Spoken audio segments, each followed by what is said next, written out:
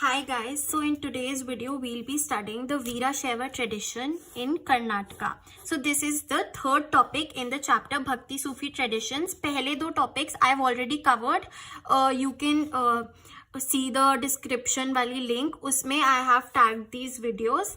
ऊपर I वाला जो बटन आता है, make sure you don't miss anything क्योंकि तभी properly the chapter will be covered and पूरी complete understanding तभी आएगी. Okay, so moving to the Veerashaiva tradition in Karnataka. Basically, in 12th century, there was emergence of a new movement. ठीक है, अब ये movement क्या थी और किसने lead करी थी? So this was a movement led by a Brahmana named Basavana. ठीक है, नाम याद कर लो, named Basavana. ठीक है, who was he? ठीक है, he was a minister in the court of Kalachuri ruler. काला चूरी याद कर लो, काले रंग की चूड़ी, काला चूरी ruler. Okay, so emergence of a new movement in 12th century led by a Brahmana named Basavana who was a minister in the court of Kalachuri ruler. Okay, तो उसके फॉलोअर्स को क्या बोलते थे? His followers were known as Veerashaivas. अब Veerashaivas का मतलब क्या है? Heroes of Shiva. Heroes of Shiva. वीर का मतलब हीरो होता है और शैवास मतलब Shiva. So heroes of Shiva and Lingayats, दो नाम थे उनके, लिंगायत्स, वेयरर ऑफ लिंगा. ठीक है, लिंगायत्स का मतलब है वेयरर ऑफ लिंगा, जो लिंगा पहनते हैं. ओके, तो बेसिकली इस ट्रेडिशन में था क्या? They worshipped Shiva as a form of linga. ठीक है, as a manifestation of linga, यानी कि फॉर्म ऑफ लिंगा. अब ये लिंगा था क्या? अब इस ट्रेडिशन में जो मेन थे, they usually wear a small linga. ठीक है, अब वो लिंगा क्या होता है? वो एक सिल्वर केस में लूप स्ट्रिंग से लेफ्ट शोल्डर पे बांध देते हैं. बेसिकली वो ऐसे धागा नहीं होता जिसमें वो होता है सिल्वर सा, अब मैं कैसे समझाऊं, उसे लिंगा बोलते हैं. I place a picture here ताकि तुम अच्छे से समझ जाओ. Okay, now what did this tradition believed? तो दे बिलीव्ड कि on death when a person dies, वो शिव जी से यूनिफाई हो जाता है, unification of the soul of that person with Shiva.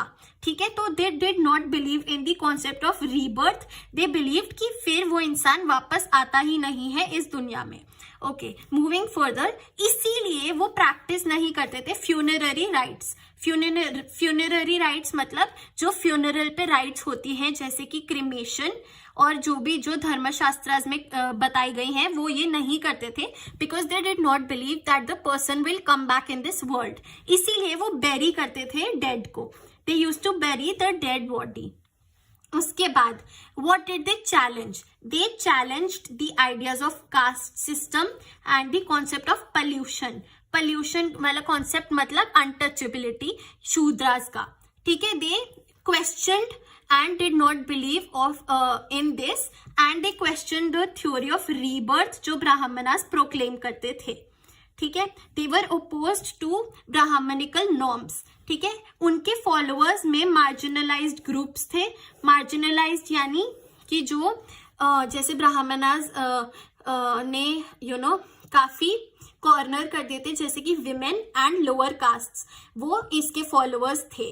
Now ये काफी अपोज थे ब्राह्मणिकल नॉर्म्स के. ये हमें कैसे पता चलेगा?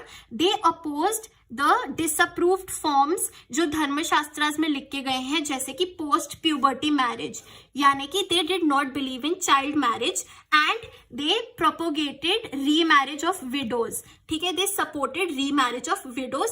दे were very liberal and modern in their thoughts as opposed to the orthodox Brahmanical norms in धर्मशास्त्रास.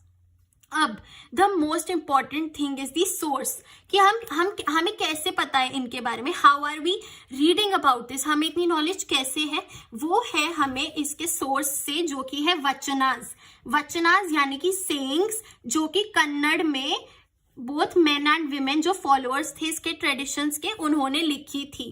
तो हमें पता है इस सब के बारे में वचनाज से, which were written in Kannada by the followers themselves. So this is all about the Veerashaiva tradition in Karnataka.